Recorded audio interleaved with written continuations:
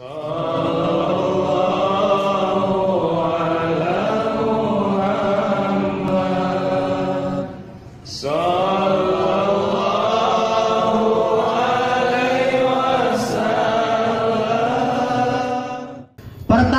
hak untuk suami. Hak suami kepada istri itu ada 4. Hak suami terhadap istri ada 4. Yang pertama, wajib bagi seorang suami mengajarkan istrinya ilmu agama. Maka kadang-kadang kan yang kita tahu tuh suaminya cuma tugasnya ngasih nafkah doang, betul tidak? Padahal tugas suami itu bukan hanya ngasih nafkah doang, tapi tugas suami yang pertama ngasih nafkah batin. Apa itu nafkah batin? Yaitu ilmu agama. Kenapa sebabnya? Kalau seorang suami mendidik istrinya ilmu agama, mendidik putra-putrinya ilmu agama, maka seorang suami ini akan menjadi suami yang akan mengantarkan istri dan anak-anaknya menuju surganya Allah Subhanahu wa ta'ala. Maka dalam Al-Quran Allah sudah jelas, bukan ku anfusakum wa ahlikum naro, cekus Allah, hei para laki-laki, jagalah diri kalian, wa ahlikum, dan keluarga kalian, naro, dari api nerakanya Allah Subhanahu wa ta'ala. Maka para suami, mungkin para suami anjen diwajibkan ku agama ngajarkan keluarga anjen ilmu agama. Karena diceritakan di suatu kitab, ibu bapak yang dirahmati oleh Allah, ada seorang suami, masya Allah, ia di duniana ia suami soleh, rajin pengajian, rajin hadir majlisan. Akhirnya suatu hari ia suami, ia lelaki salengkah deui sukuna bakal asup sorga. Satu langkah lagi kaki seorang suami ini mau masuk Nah kira-kira lamun salangkah deui erek asup sorga, sorgana deket atau jauh? Si kompak, sorgana deket atau jauh? Deket, karena terus ayah di payunana. Ketika ini laki-laki mau melangkahkan kakinya ke dalam surga, tiba-tiba ada yang berteriak di dalam api neraka. Tiba-tiba ada yang menjerit di dalam api neraka. Kumaha teriakna? Suami terlaknat, ayah terlaknat. Maka ini laki-laki kaget, kurang erek asup surga. Tiba-tiba ayah dengar ngorowok, laknat. Ditanya ke Gusti Allah, hambaku, siapa itu yang teriak-teriak? Hambaku, siapa itu yang menjerit di dalam api neraka?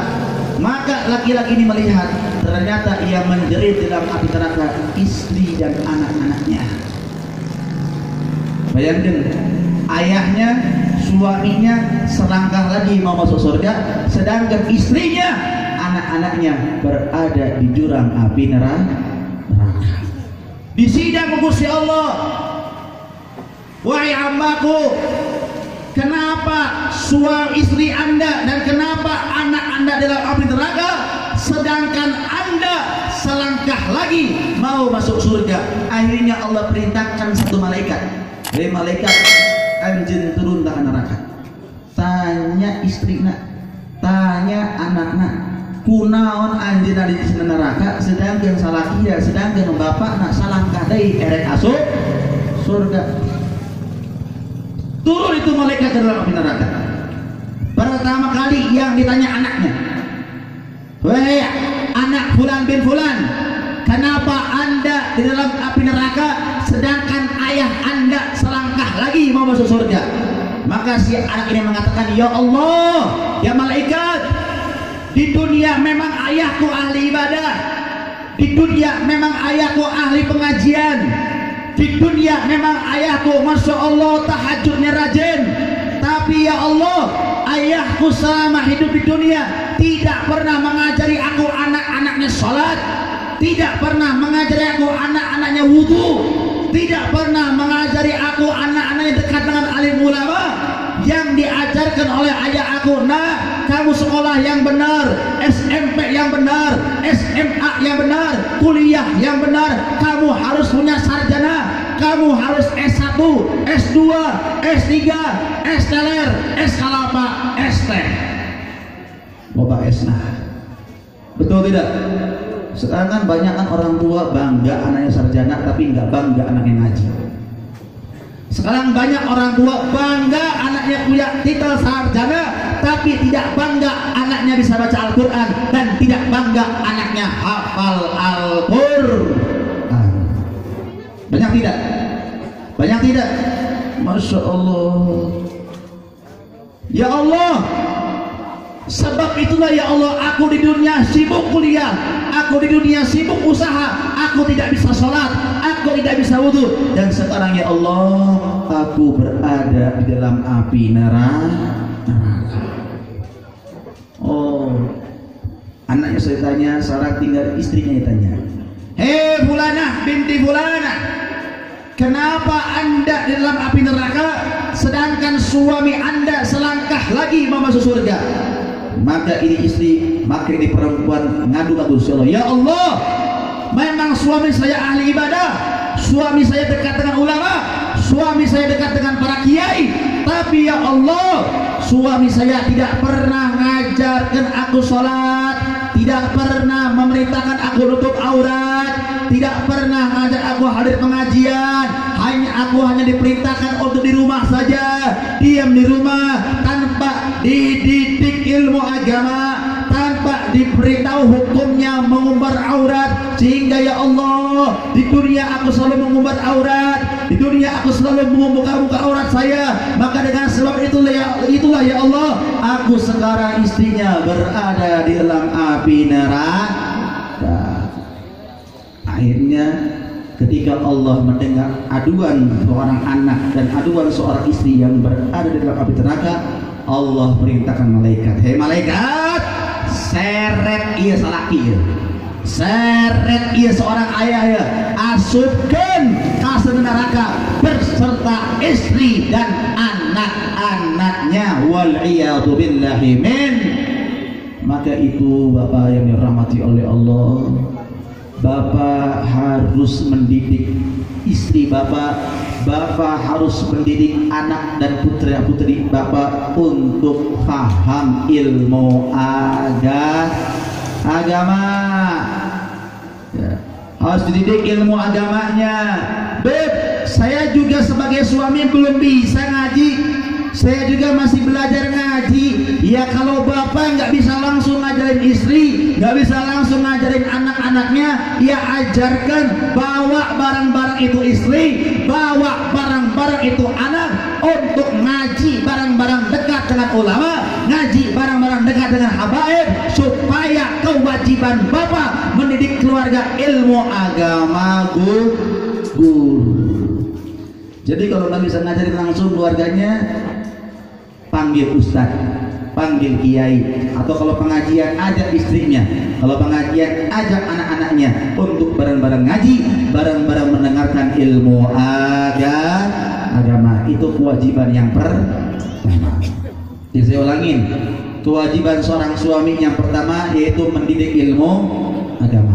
Yang kedua, kewajiban seorang istri yang kedua yaitu kewajiban seorang suami yang kedua yaitu mencari dan memberikan nafkah yang halal. Awas ya, ibu-ibu dahulukan. Kewajiban salaki teh mencari dan memberikan nafkah yang halal. Lain nafkah nu loba lain, tapi nafkah nu halal. Kata Rasulullah, talabul halal wajibatun ala kulli muslimin wal muslimat. Mencari nafkah yang halal itu hukumnya wajib bagi muslim laki-laki dan muslimat perempuan. Maka kepada seorang suami, tolong cari usaha yang halal, cari pekerjaan yang halal, cari nafkah yang halal, berikan kepada istri Anda, berikan kepada anak-anak Anda nafkah yang halal agar istri dan anak-anak Anda mengkonsumsi makanan yang halal. Kalau sudah mengkonsumsi makanan yang halal, ata'at jawarihuhu sya'a am aba. Kalau sudah mengkonsumsi makan yang halal, harta yang halal, minuman yang halal, maka nanti Anda, keluarga Anda dan anak-anak Anda akan mudah menggunakan tubuhnya, akan mudah menggunakan dirinya untuk ibadah kepada Gusti Allah. Makanya kalau kita punya keluarga malas sholat, malas ibadah, malas ngaji, tanda tanya. Makanan yang kita makan itu hasilnya haram atau halal? Karena kata Nabi, kalau orang sok konsumsi makanan halal, maka tubuh orang bakal taat Gusti Allah, mau itu kita kehendaki atau tidak kehendaki. Selama kita mengkonsumsi makanan yang halal, mau enggak mau, tubuh kita akan mudah taat ibadah kepada Gusti Allah.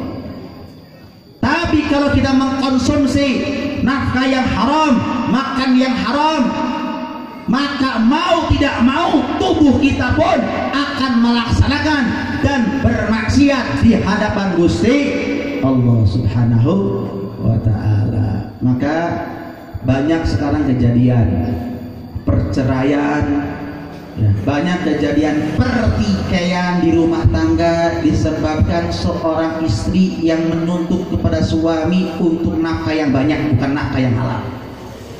Betul tidak? Banyak sekarang suami dituntut istrinya, "Hei suamiku, Pak Kade, lamun gawe, lamun usaha kudu mawa duit nulob."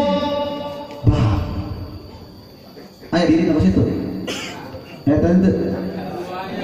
No ayah no tapi kalau bana ayah harus gitu baik ya. Nih saya kasih tahu ibu-ibu, ini dengarkan. Ini bagi para istri, dengarkan nih, mau istri yang baru atau istri yang lama. Emang dua istri gitu. Itu hiji istri namanya. Dengarkan para istri nih. Tugas kalian, kewajiban kalian, hei para istri, tuntut suami untuk cari nafkah yang halal, bukan tuntut suami untuk cari nafkah yang banyak. Karena contoh istri soleha, abdi terus kayak ibu-ibu ya di dia, hoyong jadi istri soleha, garas hoyong, lamun hoyong jadi istri soleha, ayah tanda nah. Jadi istri soleha teh lain seubuk hoyong ngabai, tapi ayah tanda nah. Tanda istri soleha itu kalau suaminya mau berangkat kerja, kalau suaminya mau usaha, dia ngomong ke suaminya, dia ngasih wasiat ke suaminya, "Wahai suamiku tercinta, kalau Anda keluar rumah untuk kerja, kalau Anda keluar rumah untuk cari nafkah, tolong takwa ka Gusti." Istri solehah tuh ngemutkeun ka salakina nu erek gawe, ngemutkeun ka salakina nu bari neangan nafkah untuk taat ka Gusti. Maksudnya apa? Wahai suamiku, jangan gara-gara Anda kerja, jangan gara-gara Anda usaha, Anda tinggalkan sholat. Jangan gara-gara Anda usaha di luar, kerja di luar, jauh dari saya, mata Anda jelalatan. Ayo dia sok jelalatan lakina. Gawe mata kemana-mana. Ayo tante.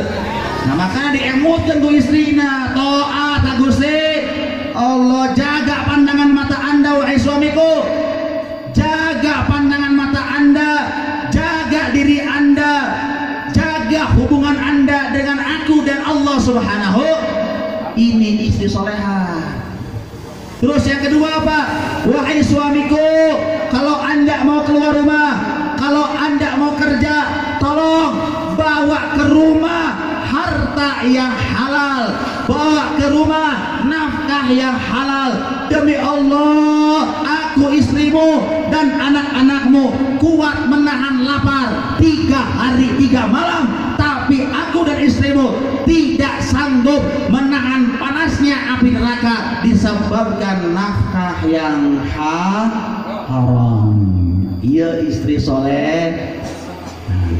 Namun istri zaman now, istri zaman ayeuna nanti balik. Lamun salaki darek mangkat gawe, wasiatna ahiji wa iswabiku, kalau anda keluar rumah cari nafkah, cari kerja, toh